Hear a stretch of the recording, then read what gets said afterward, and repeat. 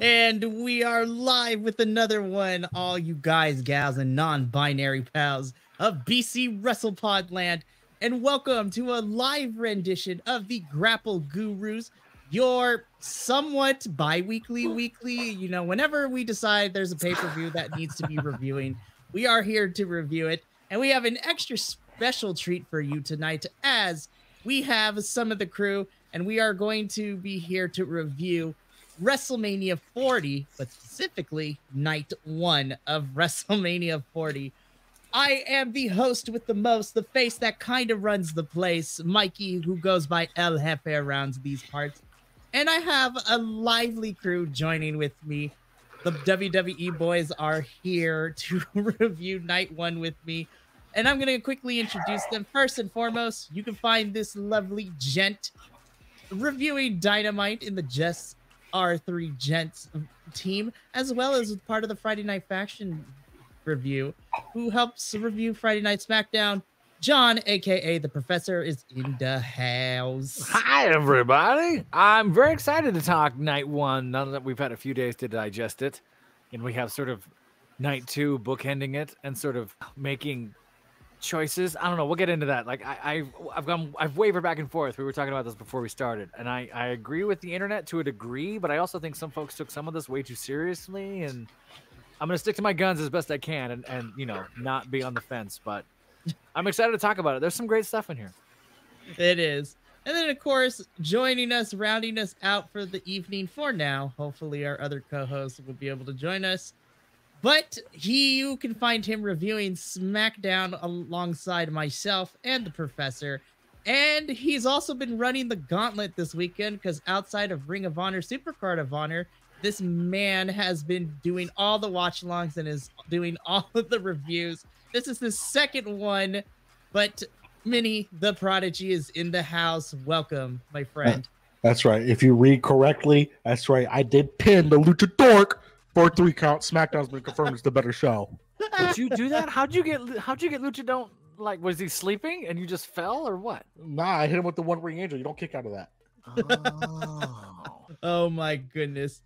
We do have a fourth host, but hopefully he'll be joining us later. But if not, Luis, our newest acquisition here to BC WrestlePod after weeks of negotiation, but I think we got a fair trade. Yeah, we're waiting on him. I would love to get him on here. I'm excited. He's gonna be like Jade Cargill. We're gonna keep pushing it back, and then he's gonna make his debut. and then all of a sudden, clean house, and we're like, wow, they're the best. You're great. I'm so glad we got. Oh my goodness, I'm so happy to be reviewing night 1 tonight with this crew, and I'm excited to also do night 2. Look, it has been a long weekend. It has been a very fun weekend, and I am super excited to talk about night 1 specifically. But before we get into all those details, I started this during the Stand and Deliver review, but I am going to be doing this for all of our pay-per-view live streams, because especially after this week, the internet has kind of been more vicious than it needs to be.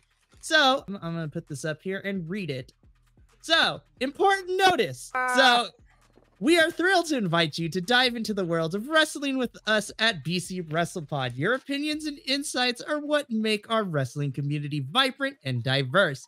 Whether you are a longtime fan or new to the scene, your perspective is valuable. However, when sharing thoughts or commenting, let's remember to keep the conversation respectful and supportive. Wrestling is a passion we all share, and it is in our spirited discussions that we learn and grow together. Keyword being together. So let's celebrate our favorite moments, discuss the incredible matches, and maybe even debate the outcomes with kindness and respect. This is your warning, and if I find that you are in the comments section during the live or during the edit review saying not so nice things, you will be blocked. No, we ain't got time for that. I was like, was that for us or was that for the people who follow? I'm putting a blanket statement because there's a lot of our, wrestling community YouTuber fellows that we like out there. And so putting a blanket statement out to say, you didn't tell me that. Well, now you know. Now you didn't say I couldn't Except hate for you, you. Lucha Dork. Screw you. So from now on, every time we do any live stream, whether it be for the the BC WrestlePod episodes, the pay-per-views, or the Rampage live stream reviews for me and Adolfo do, that is going to be read before everything, because y'all getting too wild this week, and we need to kind of like shut it down before it gets even wilder. But now that we got that out of the way, boys, let's get into what we're truly here for, to discuss night 1 of WrestleMania. Oh, it's so pretty. That's lovely. Where is that from? That's from the WWE site? Yep. Nice. Shout out to WWE.com with all of their previews of the whole pay-per-view, because this is where I got most of these graphics from. So all credits going to WWE and the photographers that took the pictures and the graphic artists who made the match cards. So good. But we are going to be reviewing night 1 of WrestleMania. So you're going to hear me say this a lot, but WrestleMania XL, aka WrestleMania 40, came to us live a Saturday night from Philadelphia. And as always, WWE likes to throw on theme songs for this. So this year's theme for WrestleMania 40 is Gasoline by The Weeknd. Me personally, love The Weeknd. This is not my favorite song by him, but by the end of the weekend, I couldn't stop playing it in my head because it kept playing in my head because they played it every. They played it a lot, yeah. And of course, they used the good songs for the last other years too. I was just like, it's fine. It's fine. Now that it was good, it's fine. I preferred Moth to the Flame, but you know, that's me. I did not hate it. I get the feeling that The Weeknd said, okay, you can use that one. Like, I don't know if WWE dictated the terms necessarily, but right. It was good. It was fine. Get that money, Abel. Yeah, get that. Yeah, exactly. Yeah. We love it. Alrighty. So thankfully we didn't have a pre-show match because, you know, old school WWE used to throw a bunch of the matches on the pre-show. Oh yeah. Mm-hmm. So I'm grateful we didn't have God, to. there's already 7 matches on this card. We didn't need no pre-show. Seriously. A 0. You know, we're not going to talk about 0 Hour because 0 Hour ended up being so much better than the main card for Super Card of Honor. That's the curse of having a pre-show. Sometimes those matches are really, really good because there's no pressure. Go check out the Ring of Honor review if you want to see our full thoughts. Yeah, there's all right, boys. Okay, go get them. So The Weeknd, Gasoline, get that money, Abel. WrestleMania 40 Night 1 opens up with a banger for the Women's World Championship. We have the challenger Becky Lynch taking on the champion Rhea Ripley.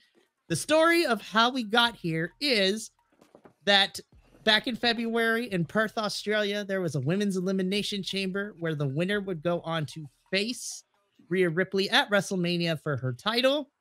Becky Lynch was the last woman standing after beating out multiple women in the forms of Raquel Rodriguez, Tiffany Stratton, Naomi, Liv Morgan. It was chaos. It was great. It was fun. Yeah. And Becky was the last woman standing. And to be honest, for quite a while, we kind of left it alone as Becky was tangling with Nia Jax for a couple of weeks after Elimination Chamber. And it was only the last 2 weeks until WrestleMania where things got personal. And then these two just had a full-on brawl for the last 2 weeks leading into WrestleMania. All right. So according to reports, and, you know, this is allegedly because I want to hear it from Becky, you know, later down the line. Allegedly, Becky entered first. I loved her book entrance. I love the skirt with all of the words from her book, which I think is a nice touch. But allegedly, Becky was wrestling with a high-grade fever and strep throat the whole entire time. Yeah, which is horrifying to think about. Yeah. That, and also I read, and I'm not 100% sure, but I read that before her match too, Rhea had a full panic attack before the match too. At WWE World today, when she was doing a panel, Rhea was vulnerable, and she told the audience and the crowd and the moderators that prior to going out for her entrance, she was having a full-blown panic attack. Wow. It's weird how she had a panic attack for this match, but not the one in Perth, which is, like, to me, arguably bigger than this match. Her hometown, yeah. Panic attacks are scary, man. They come on, and it's a host of things, and it could be anything that triggers that. And I have some students and friends that deal with that, and it's tough for anyone that's ever had to go through that. It's miserable and scary. But they went on to put on a banger of a match. An incredible match. This set such a high bar for me that I was almost nervous afterwards because I was like, oh my God, what's going to match that? We just saw they were great. What's interesting now, knowing what we know, it looks like Rhea Ripley at times is trying to I don't want to say go lightly because that's not what I mean, but kind of pull the punches, not hit as snug as she could, not land things a similar way. And every time she does that, Becky turns around and hits Rhea really hard, as if to say, no, get me. And Rhea responds and hits her even harder. There were a few of those moments in there that I thought were pretty wild. This was I don't want to talk about the weather. I don't want to do the drinking game that we did during the live feed. Now I gotta do it. I don't want to do it. But I will say there was something pretty amazing about the wind kind of blowing through their hair at these beautiful moments. Like this just got like mythical. What is happening? And keep in mind, Rhea broke the curse. Like she came out with Motionless in the White singing her theme, and she won her match. Yeah, and she won. You're right. I love the way how she won it too, because she hit a riptide and instead of going off the top turnbuckle, she threw Becky on the turnbuckle like a buckle bomb riptide. Yeah. Then hit her with a riptide and pinned her like how every person ever wants to be pinned by mommy. Yeah, there was some really fun spots in here. For you MMA nerds, doing the Matt Hughes, Carlos Newton, I got you by the armbar, powerbomb down thing 3 times in a row was just vicious. Some of the work on the outside of the ring was heavy. There was a leg drop that looked like it missed from Becky Lynch at one point, and I couldn't quite tell if Rhea was in the wrong position or the right position, but it was adjusted, and it looked like Rhea took it hard to the face.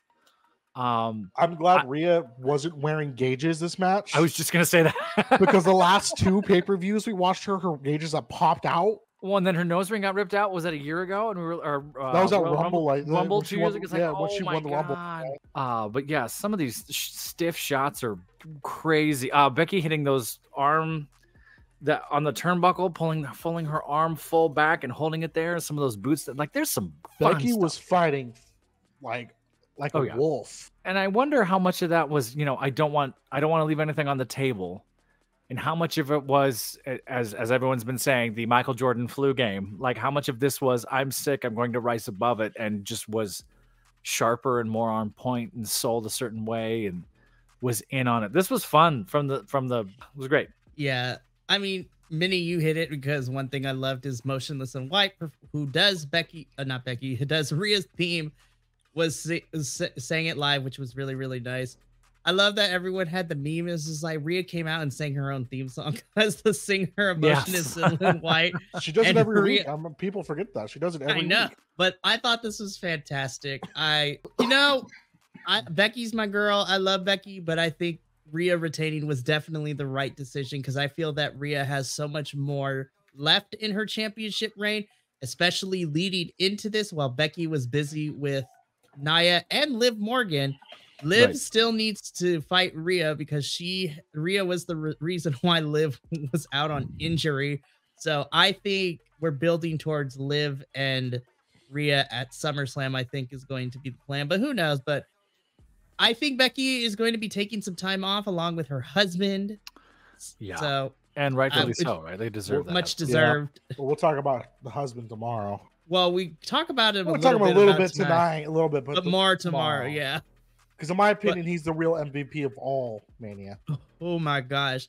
You want to talk about the Workhorse Championship? That man pulled double duty and still was able to deliver a lot of fun. Like, so fantastic. But I'm happy that Rhea won, and I'm excited to see now that her match is over and then the season finale for her ended at the end of this match. We'll see what season 2 for Rhea Ripley brings. How did Rhea had Becky on her shoulders? They went up and over the ropes and end up in the same position. That was fantastic. Like, some of these spots in here were great. I think her frog splash needs a little work, but that's me being nitpicky. But this was so great. This was a lot of fun. I loved it. She's just trying to, be like her man, Dirty Dom, who's one of the prettiest ones. It was fantastic, and this was a fun way to open up night 1 of WrestleMania. I thought this was a good match. They both did very well. Happy that mommy is still on top. It was it was really, really good. All right, buckle yourselves in, kids, because then it just gets buck wild from here. Oh my goodness. Oh boy, here we go. So the second broken ladder match. Yeah. So the second match to go on after Rhea and Becky was the 6-pack ladder match for the undisputed WWE Tag Team Championships. the rules that were set forth by Michael Cole on the Go Home show of Monday Night Raw, and I was thankful that he said it there, and we were reminded before the match started, is that the way that this match is over is that both sets of titles need to be pulled off in order for the match to be over. However, a team does not need to grab both Raw and SmackDown titles. You can win the match by grabbing only one set, and the match continues until the second set is taken down. So now that we got the rules established, let's talk about all the teams that were involved in this. Thank fucking God. Yeah, and you know, Andrew's side, there was a sigh of relief from all the tag team nerds, including Andrew, and even though he doesn't watch the product, sort of like good outside of NXT, yeah, this to work, right? But everybody was here. Everybody was here. Everybody was here. So the teams that were involved in this match include DIY, who were dressed like DX, which is hilarious. You sure that wasn't? It looked like DX. You sure it wasn't? Really? Yeah, that was. Like, they even had like the DX like logo. Short. They had the DX logo on the back. It looked like, yeah. No, they even had like the on the screen. They had like the flashes, the heartbeat mark. Yeah. It was so fantastic. But DIY versus Awesome Truth versus the New Catch Republic, and I was very upset. Whoever's in the production truck should get fired because they kept playing the video stuff for Awesome Truth. Yeah. When they came out, I was like, "You're fired." Oh, that was so messed up. That was pretty. That was not right. That was not great. But New Catch Republic versus everyone's favorite A-Town Down Under. And Creed and Creed. Yeah, and then Love it. The New Day, aka Creed and Creed, Xavier Woods, and Kofi Kingston. And then, of course, you had our defending champs, the Judgment Day, being represented by Damian Priest and Finn Balor. And my first question was, what were those masks? I was like, what? It was like knockoff Batman villain and Majora's Mask ripoff. It was an Atari version of Majora's Mask. There were a few questionable masks. We'll talk about another one that showed up later. I don't know. I get it to a degree, and Will could talk about this too. If you have a costume budget, blow it on something, right? Because this just mask everybody. Let's throw things out there. There are some incredible spots in this match, and we would be here for hours if we talked the whole thing down. But there's some just one I was talking about before we even started. Tyler Bate has Finn and the ladder on his shoulders and has to sell struggling, even though he can do it easily, and then just starts spinning. I think that was a bit of a miscue. I think more people were supposed to be in the ring getting destroyed by the ladder. Kofi was the only one that made it in there on time. Still impressive. Which was still ridiculous. Yeah, shout out to my friend Uriel, because he had the quote of the night. It's just like, bro, Tyler Bate looks like he has the turkey, like the turkey like thighs. Just like, yeah, huge. Bro, I was just like, and then, you know, Andrew broke the news to me that apparently Tyler Bate and Sol Ruka are a thing. So I was like, that actually makes sense. That really makes a lot of sense.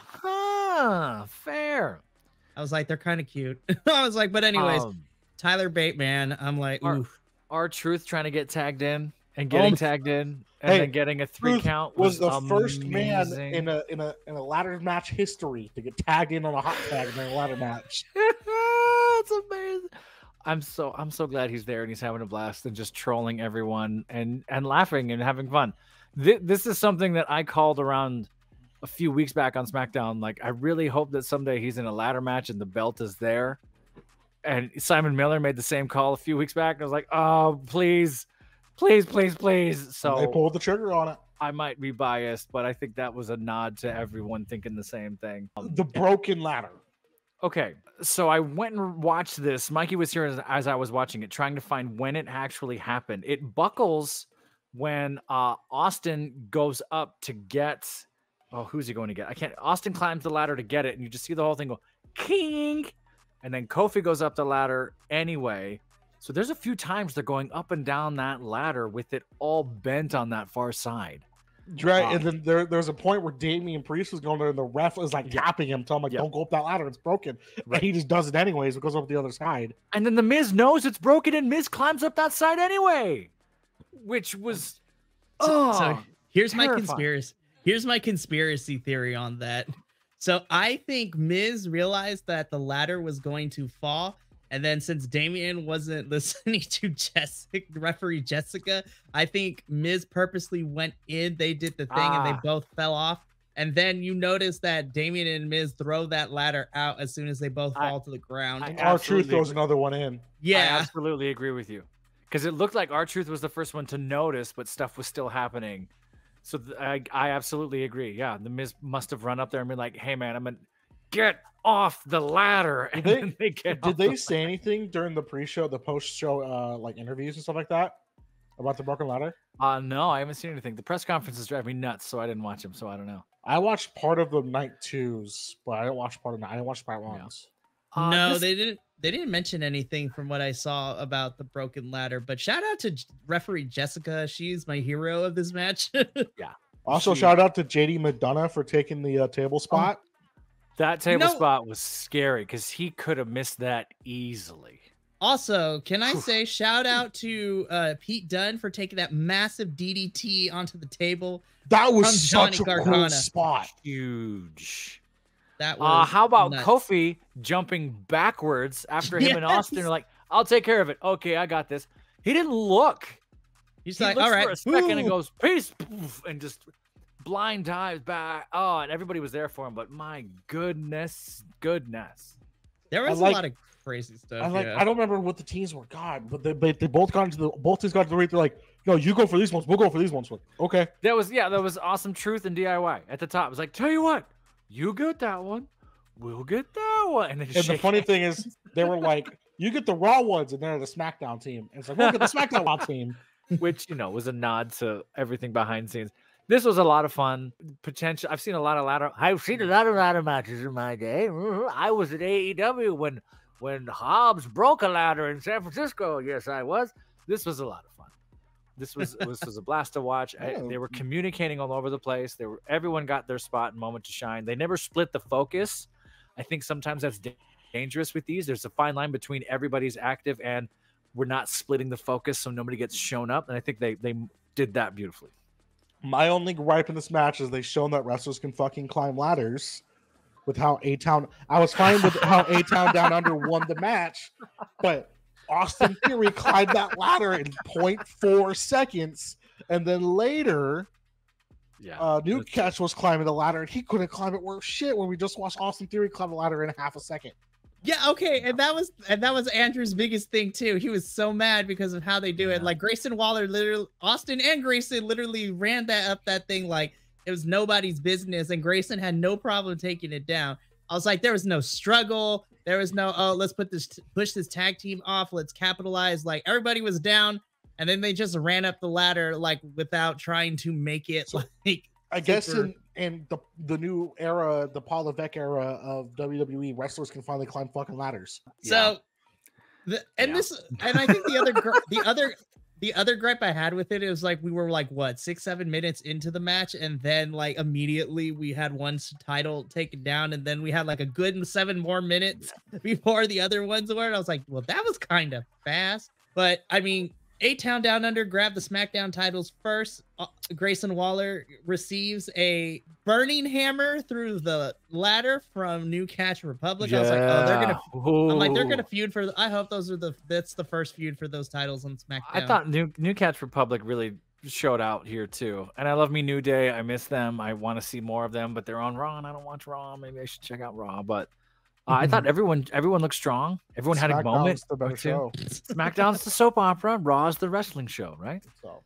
Hey, you know what? Reportedly, we have a draft, so for 1 week only, we can draft. No, is there a draft again? Yeah, supposedly we're getting a draft in a month, but we have to figure out a way to get Cody to stay on SmackDown because the title, spoiler alert, the title that he has now is exclusively to SmackDown, but who knows? We'll see. They might switch the titles like they did back in the old days. The WWE Championship. I hate the draft so much. Maybe they'll fix it. I hate the draft. Heavyweight was on SmackDown, so. But that's future WWE boys to figure it out. So that was the first win, and when Grayson went through that ladder, he was out for the rest of the match, and then the best thing happened because R-Truth got his WrestleMania moment after all was said and done. It took him a little bit, but he climbed up the ladder. Everyone was like waiting to come in to push him off the ladder, but R-Truth finally got the Raw Tag Team Championships off of the hook. And so your new Raw Tag Team champs are Awesome Truth. And it was such a nice moment to see R-Truth and Miz celebrating and R-Truth crying on top of the ladder. It was so beautiful. And Miz was so happy for him, man. Yeah, absolutely. Because I think that was R-Truth's first WrestleMania win. Mm-hmm. Crazy. Someone said that was one of his. He's done WrestleManias before, right? He must have. Yeah, for the jokes and the backstage, but this is his first like big championship win. I was gonna say this. I haven't. Someone had said this was his first WrestleMania, period, and I was like, that can't be right. He's been around forever, but it could be. I'd have to go look. I don't know. That'd be that. Wow, happy for him. Absolutely happy for him. And the fact that the dude's 50 years old is still hitting fucking insane moves. Incredible. This was a really, really fun match. I thought this was fantastic. And thank goodness we finally split the titles, which is what everyone has wanted for the longest time. We had to. So now that they've been split, we can do fun little story. Look, I think the Raw tag team scene is going to be a lot of fun, but selfishly enough, I'm looking forward to SmackDown because you got New Catch Republic, A-Town Down Under. Pretty deadly. Oh yeah, that's going to be fun. It's going to be super fun. This was a fantastic match. This was chaos incarnate, which is what we want from the from ladder matches like this. This was great. So once this match was over, we slide into the next one. Okay, so this is where things start to get a little dicey for me. What's with Dom's picture? Look, you blame WWE. I pulled this from WWE's website, so that's their fault. But so we get a tag team match. What's Andrade looking at? Okay, so Charlotte was off to the side when they took these photos. He's like, wait, oh man, they should have. So fantastic. Anyway, so this was a tag team match that saw Santos Escobar and Dominic Mysterio taking on Rey Mysterio, and a last minute addition to this match, Andrade El Idolo. So let's talk about how we got to this point, because originally when I made this slideshow, leading days before SmackDown, it was Rey and Dragon Lee versus Santos and Dominic. Then on the Go Home show for Friday Night SmackDown, which we did not cover because Ring of Honor was on at the same time, so the Ring of Honor boys did that. Dragon Lee was mysteriously attacked backstage, and so Rey needed to find a new partner, and so there was a little confrontation with Dom and Santos in the ring with Andrade, and because they now share a common enemy, Rey decided to pick Andrade to be his tag team partner, to the chagrin of Carlito, because Dragon Lee also got picked, and Carlito was mad 2 weeks ago when Rey picked Dragon Lee instead of Carlito. We all know Carlito's turning heel at some point, so it is what it is at this point. So this is how we got here. Dominic interfered in a match between Santos and Rey, helping Santos pick up the victory. So this is where things get a little dicey for me. And I had two problems with this match. Number one, for me personally, I thought the match was fun. My first big issue is Dom, I feel like should have won here to even the score out. Ooh. I think Dom and Santos should have won here. I know Rey is a legend, but for me personally, from a storytelling perspective, it does Dom no good to have Rey not put this kid over and have it 1-1 so you can build to one blowout match next year if you wanted to, because Rey's getting up there. He's going to be retiring very soon. Yeah, we can talk about that. Carry on. The other big issue that I had is, I know we're in Philadelphia and we got to get the sports references, is I thought the match was going well until we got the interference from these two hulking luchador masked individuals, which helped Rey and Andrade win. And to me, I was like, I feel like Rey and Andrade shouldn't need outside help to be able to win this match. And then it was revealed that it was Jason Kelsey and another Philadelphia Eagle. I was like, all right. Johnson. Yeah, I was like, all right, we just got to shoehorn them in. Which Johnson is huge. Yeah, that man is huge. That man is almost huge. He's got to be 6'8", 6'7", massive. Yeah, I think he's a starting left tackle. Yeah, he's a beast. I thought this match was fun. I agree with you on the overbooking. I don't think we needed it, but for some reason, Rey Mysterio keeps ending up in these sponsored matches, and these sponsored matches are always sort of let's love the Homer matches, right? That's just kind of how these tend to go. Okay. I'm not Just forgiving it, but I agree. I can see both side note sides really of it. quick. I found it kind of racist that the sponsor was Agua Frescas. And we're also going to talk about the women's six tat and how you had 3 black girls and they were sponsored by Wingstop. And then you had a bunch of other things with butts on the screen. And it was called Dude Wipes. Dude wipes. Dude wipes. Dude wipes. So this match started off really fun. I loved launching what's his name 100 feet through the air and just going for it. That was gorgeous. Scary, That was but beautiful. They did it in NXT too, and that one was crazier because they got height on that one. You almost touched the ceiling when they did it in NXT. This is wild. I don't mind them playing to the home crowd. I don't hate that.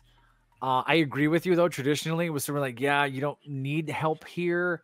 Does it lessen the win? I don't know.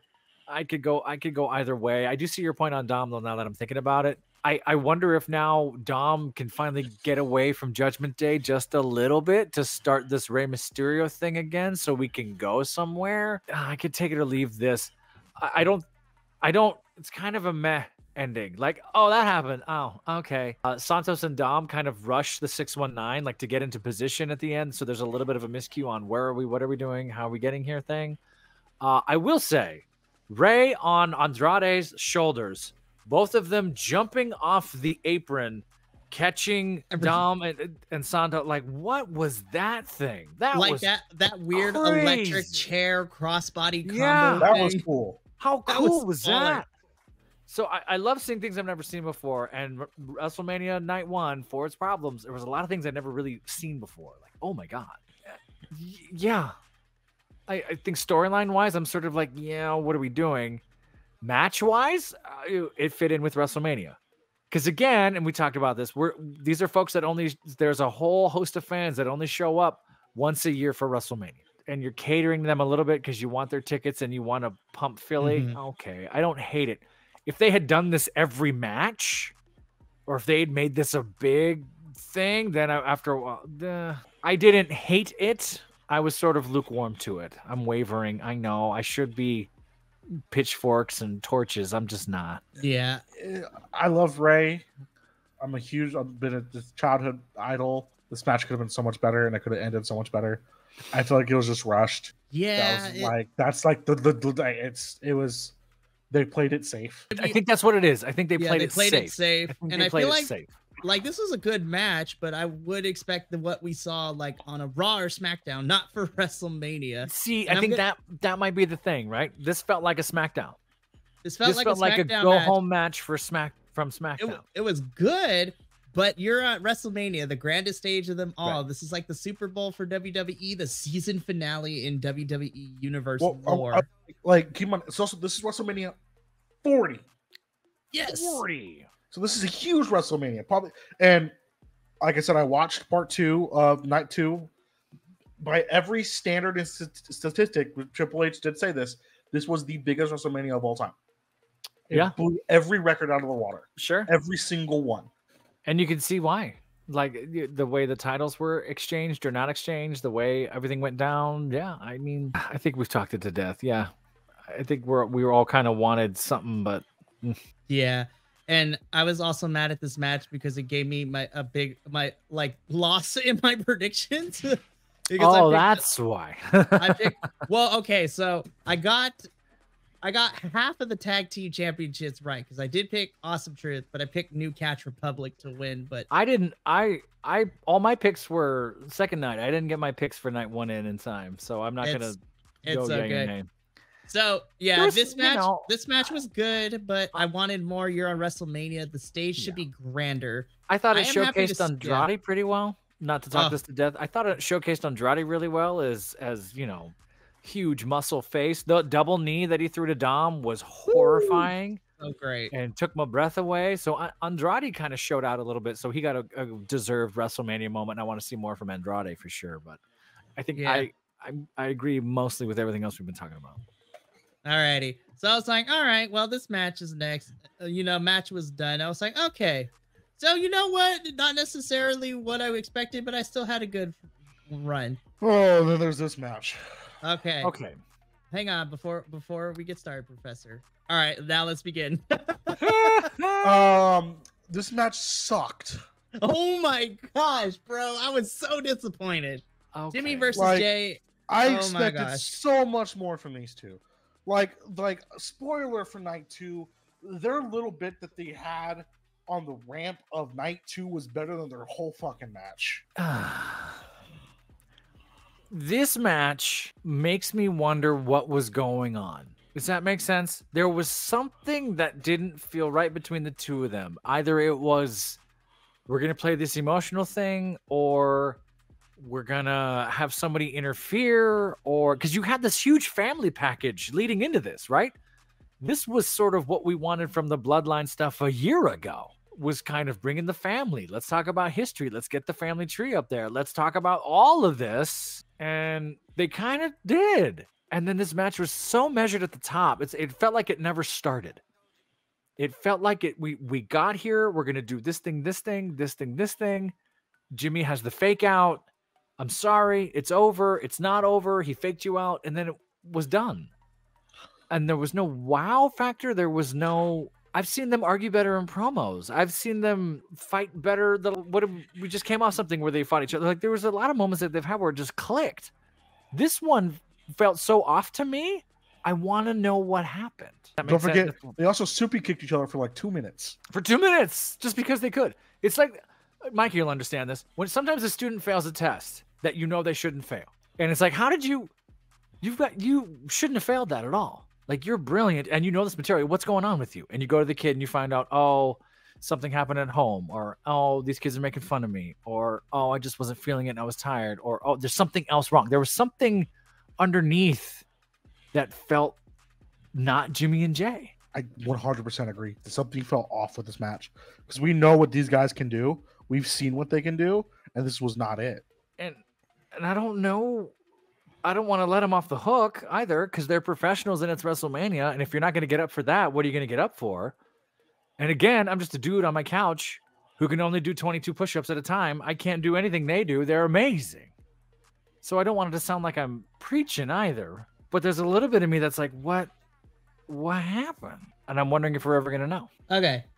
So obviously this was not my favorite. Hang on, really cool. You know, I gotta find the words to articulate, but before you can light them up, crush them. You had the disclaimer and everything. Let's go. All right, I'm gonna light them up in a hot sec. But all right, now that we've got that out of the way, again for the second time. So here are my big issues with this match. This was the worst match of night 1. This was the worst match of the whole entire WrestleMania weekend, and anyone can fight me on that one. And I will go as far as to say this was the worst match of the 4 pay-per-views that we are covering for WrestleMania weekend. That includes Supercard of Honor, which wasn't necessarily stellar in its execution either. All the Supercard of Honor was better than this match. I mean, to be fair, keep going. No, go get him, Spicy Mikey. Here we go. I think the problem that I had with this particular match in the buildup is that there was a lot of emotional substance behind it, because these are legit twins. These are legit brothers. Like, there's an angle that you can use, and there's raw emotions when you are fighting a sibling. Like, this is literally a sibling rivalry turned, like, everyone got involved, like, hearts were broken. This match should have been super emotional. Everyone should have cried. From a storytelling perspective, I feel what happened was because that video package was better than what the match itself. Like, we were about to see 2 brothers fight. They're on opposite ends, the different paths they took due to Roman and everything. My biggest problems with this match is that emotional weight was not present in this match.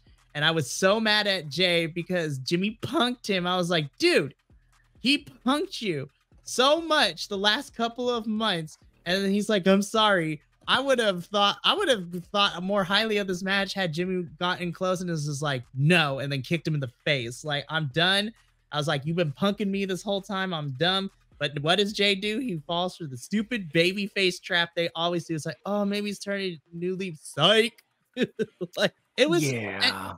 And the other thing too, I'm not a fight choreographer person. Like, I don't do fight choreography, But I feel that it was just, it's like this match was like from beginning to end, from bell to bell. I felt like Chat GPT like picked certain spots and tried to cram them together. It was unorganized. It was paint by the numbers. It did not flow the way that it should have.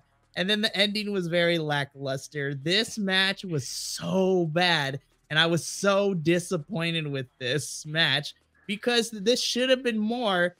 I mean, I've heard rumors and reports that they might continue to feud for a little bit, but I'm like, why? You had a chance to do something great, and then I would have been more invested in seeing more matches after that, so this was only the first one. But because this match was such a poor presentation, I am not excited if we're getting more matches between the two, because this match tanked so bad for me. I'm trying to get a timestamp on this. This looks like they did not get very much time. It looks like, and I'm trying to get it. I'm trying to pull it up here correctly. If my count is right, and I don't think it is, this is coming up at like 7 minutes. They did not get a lot of time here, which I don't want to let them off the hook. That's not what I'm trying to do. And I think folks, Mikey, I'm not going to jump on you. Oh, they got a little, no, from bell to bell. It looks like it's almost 8 minutes. I think everyone's ragging on them hard because they wanted this to explode. They wanted this to be the Bloodline thing that we 2 years ago were like, let's go, boom, you know, Jimmy pulling Jay off of Roman, like all of this. And something's wrong. Something's just not right here. And I don't know if it would, I would say meddling if Vince was there because it's easy to blame he who shall not be named. But you said, I said Vince, and I did the horrible thing. I did the wrong thing. I'm sorry. I totally botched it. I don't know, man. I just feel like there's something we don't know. That's all I can chalk it up to, because it's like we know they're so much better, and they could do so much more. They didn't go outside the ring. They didn't do tables. They didn't jump off anything. They barely. I don't know. Maybe we'll find out years from now, but yeah. I mean, it was sponsored by Dude Wipes, so that might have been in their head the whole time. Oh. Yeah, it's like, man, I really need a wipe after this. Dude Wipes. Oh, we got to wrestle under Dude Wipes. I need the Men in Black to memory wipe this match from memory. Like, yeah.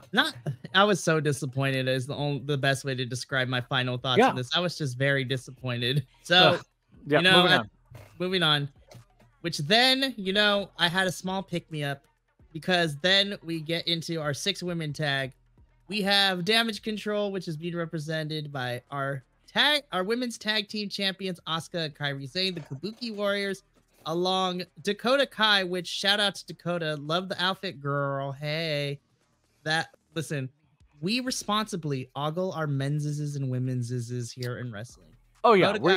We're looking at all y'all. Mm-hmm. So, I mean, come on. Look at this picture. Look at this picture. Gorgeous. First and foremost, the entrance for Damage Control was so good. But they look good, and then Asuka just terrifies me. But I'm kind of into it. I mean, if that awakens something in you, go ahead. But I will. But, the entrance for me was really, really beautiful. I love the flowers and the geishas. It was, It was so good. If they can drop flowers, why can't they drop solo cups? I mean, that's a whole different conversation for tomorrow. But Damage Control made their entrance, and then, like they say, they took on the team of Jade Cargill, Bianca Belair, and Naomi, which I have unofficially dubbed them as Black Girl Magic, because look at this photo. Look at this photo. That's like late 90s Destiny's Child energy. Like, we are here to take over and destroy the world. Gorgeous. All three of them gorgeous. So good. Now, as far as the match goes, the photo looks nothing like what they did at WrestleMania. I know. I am okay with that, though. I am okay with that. Yeah. But as far as the actual match goes, I knew what to expect in this one. I wasn't expecting them to go like 15 minutes. I wasn't expecting anything shenanigans. This match was ultimately to get Jade her first big win now that she's on the main roster and she's officially debuted. Sure. And, but I have to say, this is how you do a match correctly when you have someone who is still new to professional wrestling, because 5 out of the 6 of these women are vets. And then Jade, who is no slouch either, because she has like 3 or 4 years of wrestling now, but she's still learning the WWE way of wrestling. And my gosh, they did a phenomenal job in making her look great by hiding the stuff she needs to work on. But I gotta say, for me, my MVP in this whole entire match is I gotta give it to Dakota. Dakota actually killed it for me in this match. I love the spam the finisher sequence where everyone did their finishers at the end. Jade looking powerful and then hitting Jaded. This was a fun match. It was short, but you know what? It was fantastic. It did what it needed to do. Everyone looked great. This was a lot of fun for me to watch. Jade was booked like the Ultimate Warrior, like the 80s big powerhouse. Like she came in, didn't do much, but when she came in, it was like every move she hit was big, and she looked invincible. She also didn't run like a 440 sprint. No, she doesn't need to. Having an asthma attack. No, she doesn't need to. She can just walk on my chest and I'll be okay with that. I mean, I'm not gonna disagree with you. Sorry, I had a moment where that image just kind of appeared. Look, I agree. I tend not to listen to the internet, but one of the things that I heard on the internet was that this should have gone longer. And I agreed with the internet after watching night one. I was like, yeah, this should have gone way longer. They all deserved way more time. And then now 2 days away, and I'm thinking about it more and more. What more could I have gotten out of it? And it left me wanting more of it. So in the end, yeah, maybe less was more for this match, even though I love all of them and they were fantastic. You have Asuka accidentally blowing the mist and getting Kairi Sane. You have Jade in the finisher, which is looks like it hurts every single time. There's something about, and I don't know if y'all caught this, they put a sound effect on top of Bianca Belair's hair whip, and it sounds... That was so loud. So weird that it's the Indiana Jones whoosh, right on top of the chest.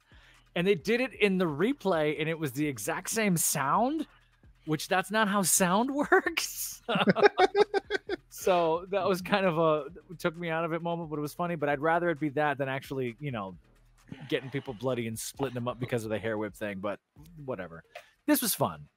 And I part of me goes, yeah, I'm sad to see women's wrestling kind of get hosed and them getting that much time when Jimmy and Jay kind of did what they did for not that much time. So there's a little bit of a standard there, but I don't know. I'm going back and forth on this because watching the replays and watching it right here, I'm like, I would have loved to watch this for 10 more minutes. But is that fair? Was Jade ready for 10 more minutes? Could they have held her up? Could this have happened? Could that have happened? Or is it enough to leave me wanting more so that they can have better booking later on? I'm kind of okay with, if that's the answer, then I'm okay with it. Yeah. This was a fun match. I mean, obviously I'm biased because before this, it was the absolute stinker. So these women definitely were the little pick-me-up. So Black Girl Magic picks up the victory. Yes, I don't know if that's their official name, but I am calling them Black Girl Magic until we get an official name for this trio, which it seems like they're going to be sticking together. And I watched a little bit of the night one press conference, and can I say, I mean this in the best way possible. Hold up, let me put this up here real quick. Okay. Look, all three of these girls do it for the culture is the academic way to put it, because during the press conference, they were allowed to be just them. They're just literally Black Girl Magic. Their mannerisms, the way that they talk to each other, like the chemistry is there, and I want WWE to capitalize on them because I think they have something special with these three girls. I think it's fantastic. This was a fun match. So then we get into our semi-main event. Again, we're going to look at these beautiful pictures one more time. So good. Semi-main event time, and personally, my match of the whole entire 2 nights of WrestleMania. Outside of what happened on the main event for night 2 for personal reasons, but this was my match of the night, my match of WrestleMania night 1 and 2, but not my match of the whole entire weekend of the 4 pay-per-views that I watched. Spoiler alert, my match of all 4 pay-per-views that I watched is going to go to Lyra and Roxanne at Stand and Deliver. I thought that was my favorite match of the whole entire 4 pay-per-views, but this was definitely my match of WrestleMania 40. For the WWE Intercontinental Championship, Gunther defending his title, sitting at 666 days as champion, Which is kind of awesome. That's pretty awesome. It is. The ring general is going into this as champion at 666 days, taking on the underdog challenger in Sami Zayn. He hit Sami so hard the whole time. That's what Gunther does. Like, some of those boots were painful. Even when they put it in slow motion, it was like, oh, that must have felt awful. Well, Sami can chop. Sami broke some blood vessels on Gunther early on and made this a match. I think I don't mind family angles, but it seems like everyone has a family angle now. If it's either two brothers or your wife's in the audience, or look, your mom's in the audience, or it's starting to cheapen it a little bit. If everything's special, nothing special sort of thing. Like, come on, why does everyone have a family member in the crowd to get me crying? But I didn't hate it, and they're and they seem like a cool couple. Like, I would hang out with them, but I'm never going to meet them, so there's fair. There's some lovely spots in this. This was a match that, and we talk about this, like, if you want to show someone what pro wrestling is, and you say, this is storytelling, this is how storytelling works in pro wrestling, this is textbook storytelling in wrestling, right? Commentary blew it by building up the underdog thing too much, because about halfway through this, if you're really listening, it's like, oh, this is Rocky versus Ivan Drago. Oh, this is going to be the underdog story. Oh, Sami's going to look like he can't win, and then he's going to win. And that lessened it a little for me, to the point where I wish I turned off commentary. But that's not a them problem. That's a me problem. I thought this was a great match. Sami was able to get Gunther up and over his head a handful of times. Like, Sami's no slouch. Sami's amazing at this stuff. The last maybe 2 minutes are probably some of the better storytelling in wrestling that I've seen in a long time. At least, I'll say this, probably for all of WrestleMania, the last 2 minutes of this had me more invested than the rest of all the things that happened night 1 and night 2. Like, this really had me leaning forward. It's going to happen. It's going to happen. It's going to happen for Sami. More so than someone finishing their story. For some reason, this one was, it's here. So, yeah. They allowed a brain buster on a yes. turnbuckle. Oh my goodness! They did it, and the funny thing is, I was on Twitter, and there was like a genuine. A few people were like, "Oh, they flopped. It was they messed. It was a botch. They messed it up." Like, no, that was a legit move. He hit a brain buster on the turnbuckle. Yep. The double haluva kick. Voila! Sami Zayn is the new Intercontinental champion. Oh, that's so great. And he pushed Gunther to the World Championship scene. Yes, that's the important part. Yes, I think that's exciting because it gives us somewhere to go when we go to Germany, right? Like, oh, damn. We have until August. Something. Yeah. So we got time to build Gunther to a big match at Bash in Berlin, which I have thoughts on who his first opponent should be. If you want to hear that, you should check out our Stand and Deliver review, because we talked about that a little bit. So just to give a quick synopsis for the professor here, Minnie knows this. We think that Ilya Dragunov should be Gunther's first opponent, because Ilya is ready to head to main roster too, and we get part 3. Professor knows where I'm going, because we had showed him the first 2 interactions. Those two had matches from NXT UK and NXT Takeover 36. Oh, my heart be still. How is that even possible? Could that even happen? Well, so conspiracy theory time, because we talked about this during Stand and Deliver. We would so Ilya walked out of Stand and Deliver. You know, he walked out of Stand and Deliver as the NXT champ, beating Tony D'Angelo. It was a fun match and everything. We stated that because we have 2 pay-per-views for NXT coming in June and July, Battleground and Heatwave. Regardless of where Ilya drops the title at, we at the NXT crew and Minnie, we talked about this and we agree that Ilya should drop the strap to Trick Williams, either at Battleground or at Heatwave. Yeah. So it was crazy. That'd be amazing. Ooh, that'd be so cool. I'm going to show this comment from someone who's watching us really quickly, because they do bring up a good point. So KJ Sparks says, this match was meh for me. The whole intro with Kevin Owens just let you know who was going to win the match way before it happened. Really took the steam out, I think. Yeah, I agree with that. They played too much of that's a great comment. Thank you for watching. I agree. I think they built this up too much. They didn't have to overscript this. Trust that your audience is smart. There's a person watching. That's cool. Minnie's in awe. Thank you for watching. We appreciate it. Yeah. Thank you, KJ. We're absolutely there. And again, like if we're looking at wrestling as storytelling, this is textbook. It's fun. Sammy sells all of it. And again, the last 2 minutes of this, I was fully invested. Everything around it, and I wish commentary didn't blow it. Making all the underdog references, and you're right, all the pre-show, whatever. Yeah, it's kind of. I think that could have been done better. Absolutely right. Right. Still was a great match, though. Still a great match. Gunther's. It was still a great match, but I totally agree. Commentary kind of blew the lead a little bit, and they're just like they kept overselling it, and they didn't need to. That first kick from Sammy to Gunther gets Gunther's shoulder and then creeps up behind the ear. If you've ever been punched behind the ear, that's an on and off switch. So I'm just glad Gunther was still in the match after that. My goodness. Continue, please. But after the brainbuster and the 2 haluva kicks, Sami Zayn is your new Intercontinental Champion. And like Minnie had said, now this is great because now we're going to push Gunther to the world title picture.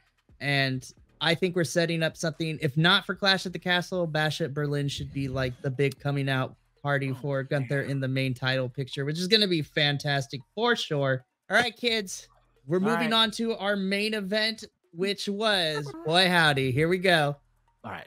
So this is a tag team match that had stipulations that this was Seth freaking Rollins and Cody Rhodes taking on the Bloodline, being represented by Roman Reigns and The Rock.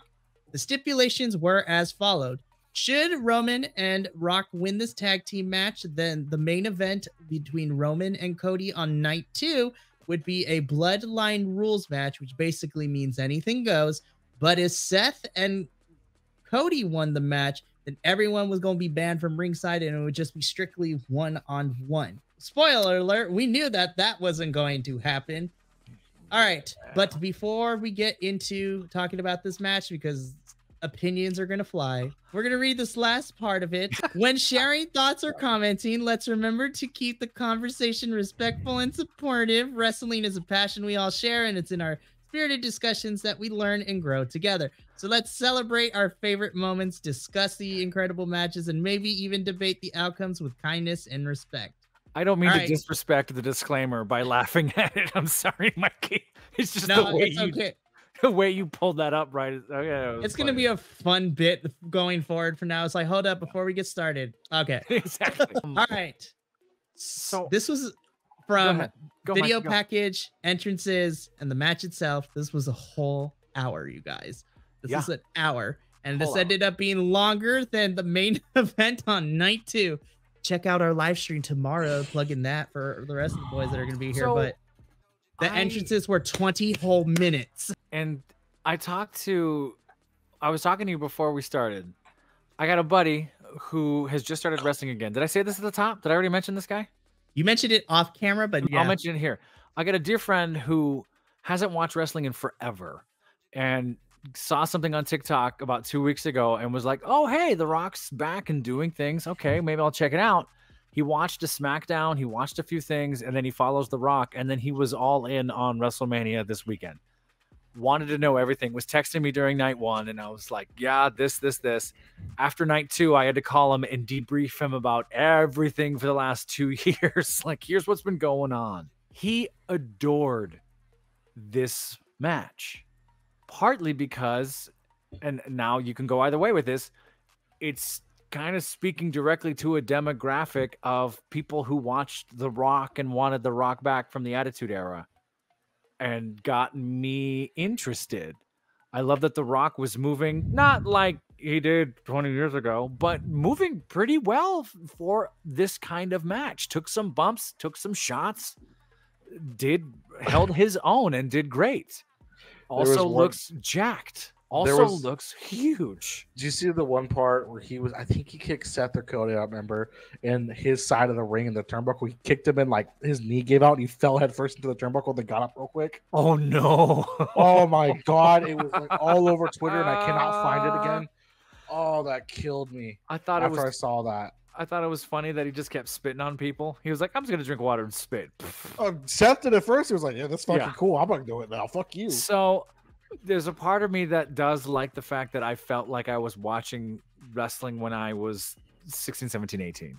That's not fair to impose. That's a me problem, not a them problem. Again, and we said this earlier, I'm going to say it. This was a SmackDown match. This was a Raw. This felt like a go-home match to me, and it shouldn't have. It should have had just a hint more spectacle. I like that they went out the ring. I thought they did better than a lot of other matches we've seen go out of the ring and sort of get lost. They seem to have that contained pretty well. So I don't know. They sold well. It was fun. Did this need to be 47, 49 minutes long from bell to pin? I don't know. Mikey's boiling over. Mikey, what do you want to say? So Andrew and Minnie, the three of us, along with my friend Uriel, the four of us had a brief kind of discussion after night one went off the air, and we talked about this match. And one of the things that I brought up that I'm going to bring up here is that I thought for a match that was a precursor, and now again, this was immediately after night one, night two had not happened yet. And so this was past me thinking, if this is a precursor to what we're going to get in night two, then all the shenanigans and how long it was, like, I'm okay with it. Because in the context of this long story that we have been telling, it makes sense. So that part I was okay with.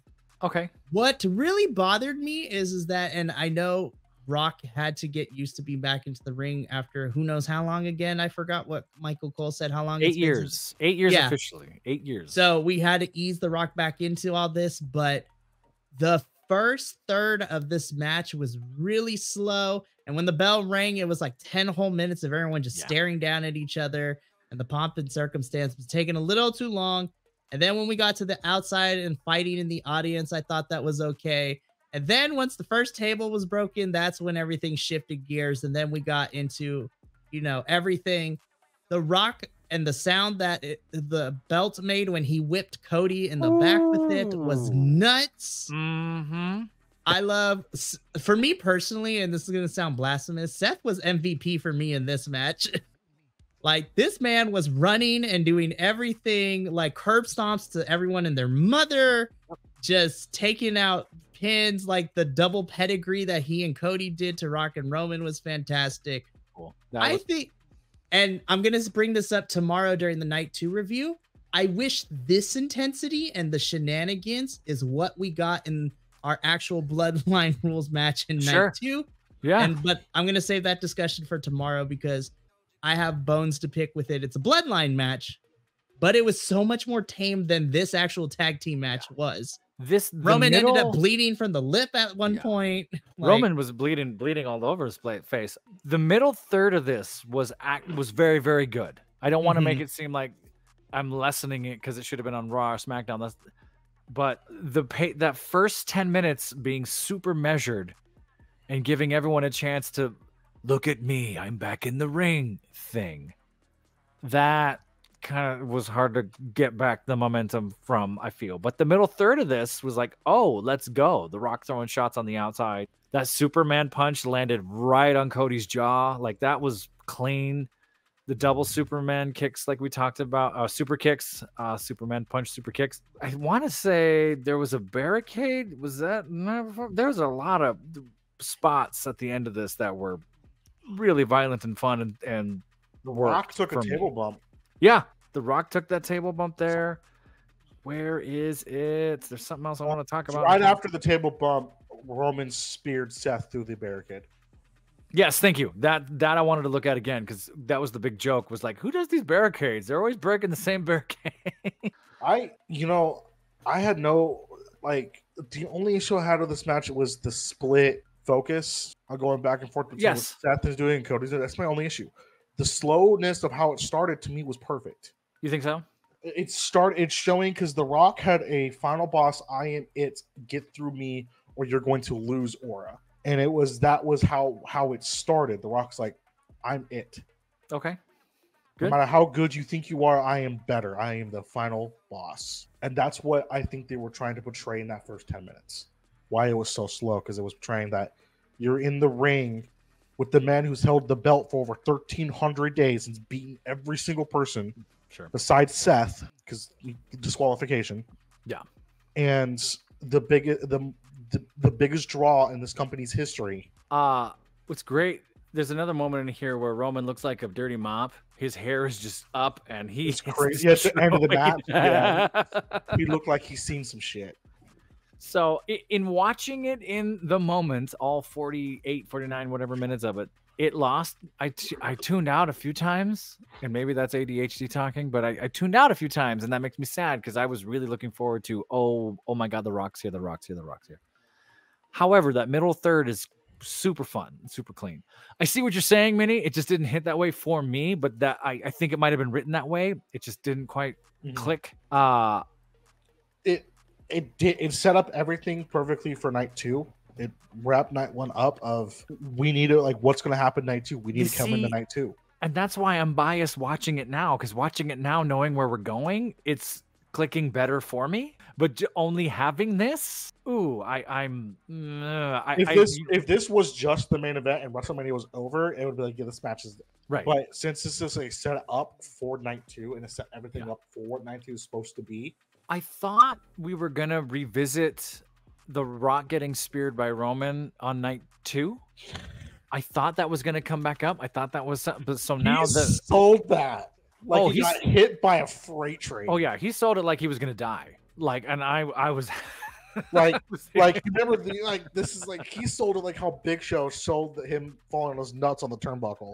Good knowledge. I love the way The Rock takes a tag, like just sort of holds his hand, like, you know, all the finesse things that The Rock does with their getting in that A-frame stance for everything. Like, oh, it was The Rock, and that made me happy. He hit the yes. Come on to Cody. Like, and Seth looked good for the, like, yeah, this is more focused on Cody because this was his thing. But Seth, like, at first was wrestling circles around The Rock until The Rock started getting his wind underneath him. Yeah. And like I said, Seth frickin' Rollins is the MVP of WrestleMania 40. I think so. I think you're probably right. I'm trying to articulate because I can't think of it now. I'm looking at it now through the lens of night 2, which isn't fair to it by itself. That middle third and probably the last 2 minutes really worked for me, but I tuned out off and on for the first 20 of this. Which I again could just be mean at them. I don't want to sound like I'm ragging on him either. But following Gunther, Sammy, following Rhea, Becky, I don't know. Mikey, words. So to kind of keep this contained to night 1, because, you know, it's really difficult having seen what happened in the main event of night 2 as well.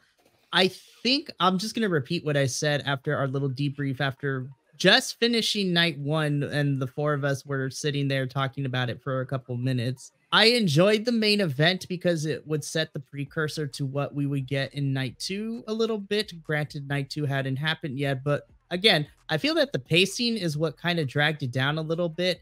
And I get that there's 4 individuals in said match. However, the video package plus all 4 entrances, and then finally when the bell finally rang, it took 25 minutes to get through all of that, which is a lot.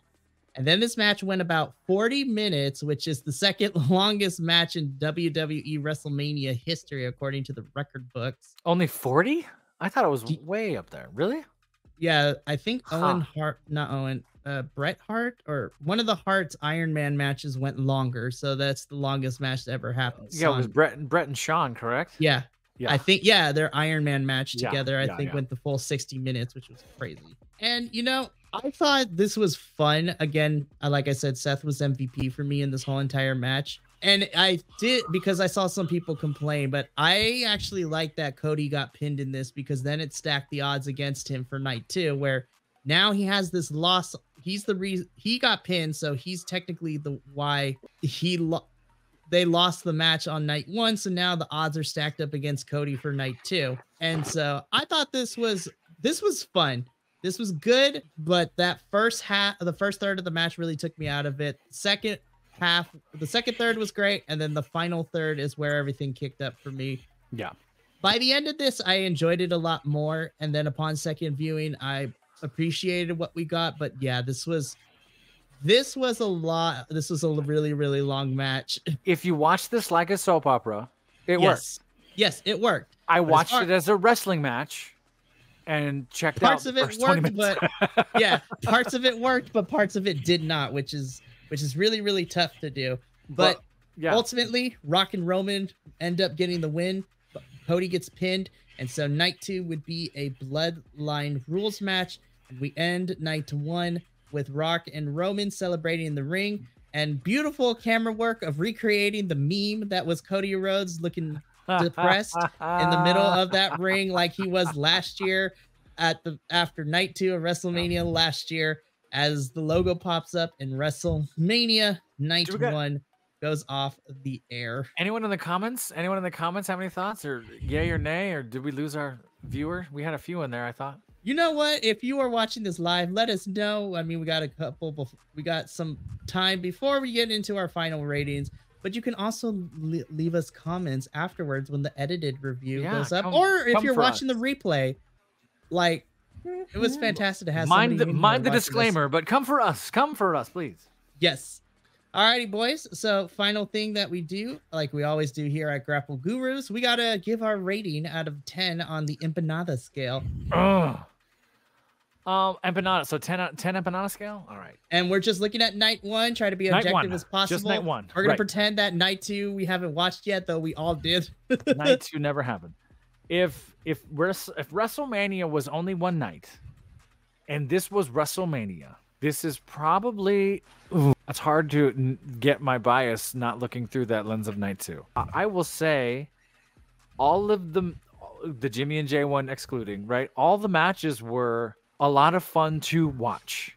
I checked out of the 45 minute one. We talked about that a little bit, but in the end of that, it's like, okay, I watched this. This was exciting for me. I love seeing R-Truth get the moment. I love watching Rhea and Becky. That was fantastic. Knowing what Becky went through now, even more impressive for sure. That ladder match was so much fun. Seeing The Rock take a table bump, Gunther and Sam, all of that. Sorry, I'm trying to talk myself into and out of the rating that I wanted to say. I'm kind of at an 8.5 or an 8. I'm pushing 8.5 because I'm looking through night 2. I'm pulling down for 8 closer because I felt that the women deserved more time. I just feel like they should have gotten 2 or 3 or 4 more minutes. You got Jade out there finally after teasing her for so long. And we saw her in the ring, what, 60, 90 seconds? It's over. Like, come on. Particularly coming after that Jimmy and Jay. Like, the promo packages were pretty solid this time. They held my interest. They did a disservice to Jimmy and Jay because we were all juiced for that. So I'm kind of in that. I'm wavering, guys. It would be a 3 out of 5. So what does that mean, Mikey? Math works. That would be if we double it, it would be a 6 out of 10. Oh, is it really? Oh. Okay, how about I want to give it a 6. Okay, how about you give it a solid 7? Because is that okay? Does it sound like I'm wavering around a 7? Is that where I'm at? 6.5 to 7. If we were to do the halfway point, if it makes you feel better, 6.75. Not necessarily bad, but you know what? If you want, I don't want to persuade you, but you could give it a 7. It's fine. Let's go. Yeah, we can come back to it once you hear the rest of our thoughts, and then maybe you can settle on a score. I guess. I'm sorry, y'all. I tried to hang on to my opinions, and I've talked myself into and out of it. Yeah, you sound like me, where I just go on about something. There's no point. Normally, I'm really. Thank you, Minnie. Normally, I'm pretty good about like this thing, and here's why. Okay, so this is what I'll say. So I gave night 1 a 7.5 out of 10. 7.5. Let's go 7.5. Thank you, Mikey. 7.5. Yeah, so 7.5 out of 10 empanadas for me, and my reasoning for it is that outside of Jimmy and Jay, which I thought was the worst match of the night and of both nights of WrestleMania, because there was just a big it factor missing from that match. And honestly, that's why I gave this 7.5 out of 10. I thought all the matches were really, really solid.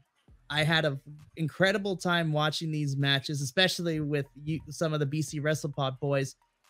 But I feel that for the majority of these matches, while they were good, they were missing the X factor, the extra, just the spectacle that we come to expect from WrestleMania. This is the biggest event in the wrestling world. This is like the Super Bowl for WWE in terms of wrestling. And the ladder match obviously was the spectacle, and that was fantastic. Yeah. The in-ring work was great, but I feel that a lot of these matches were missing some sort of spectacle from it. And obviously, it's not fair to compare WrestleManias because being there live in person versus watching it is totally different.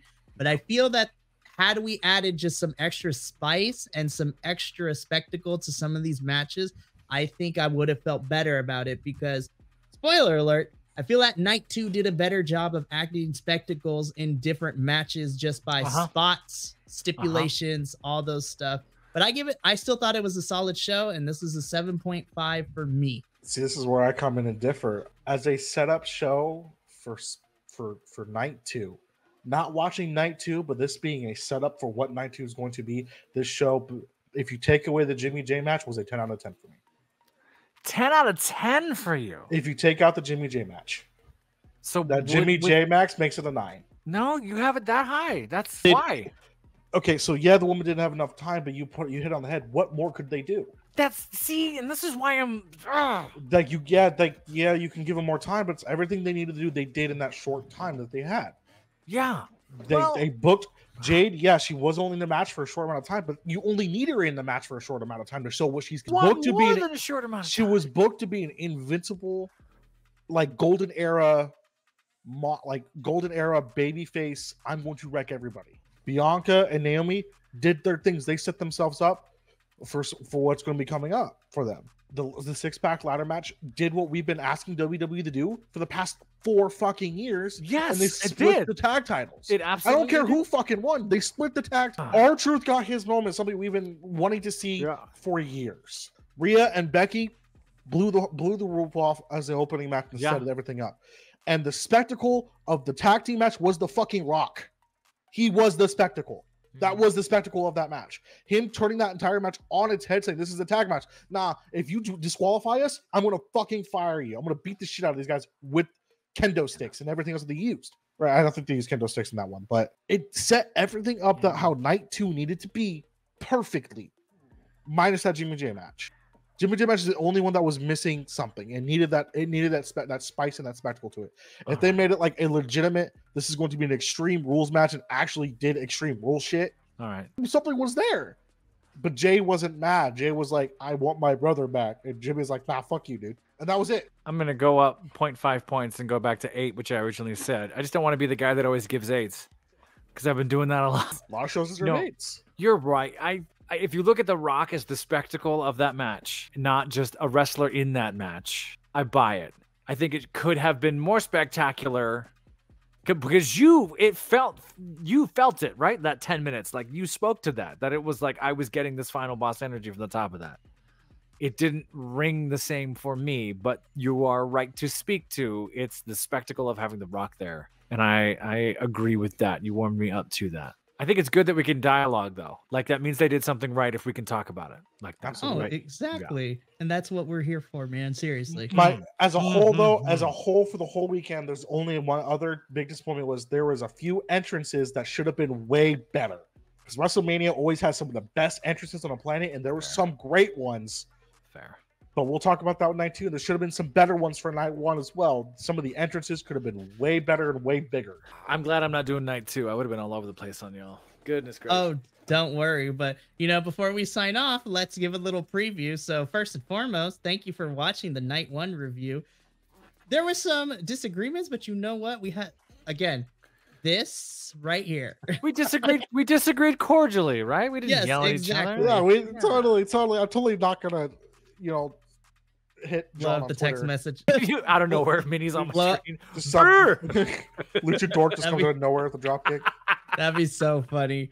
But just to give you a preview, so tomorrow for Night 2, myself and Minnie will be returning. So this will be the last review for WrestleMania Hell Week that I'm doing. And it's been a long weekend, but it's been a fun weekend for sure. But we will be tagging out the professor here, and we'll be tagging in JVL and Jesse. So the 4 of us are going to be reviewing Night 2 tomorrow, and it's going to be fantastic. But Thank you for tuning into this live edition of Grapple Gurus for WrestleMania Night 1.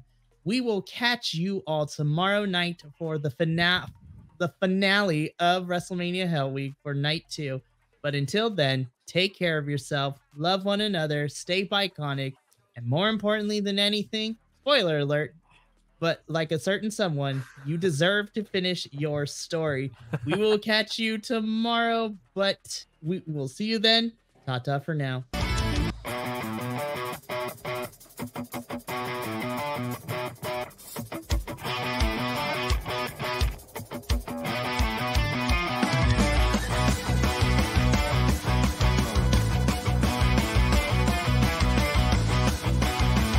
Thank you so much for tuning in to another Vibe Tribe production. What's gonna happen next time? Well, you're gonna have to tune in to find out. But until then, remember, take care of yourself, love one another, and as always, make sure that you keep the good times rolling.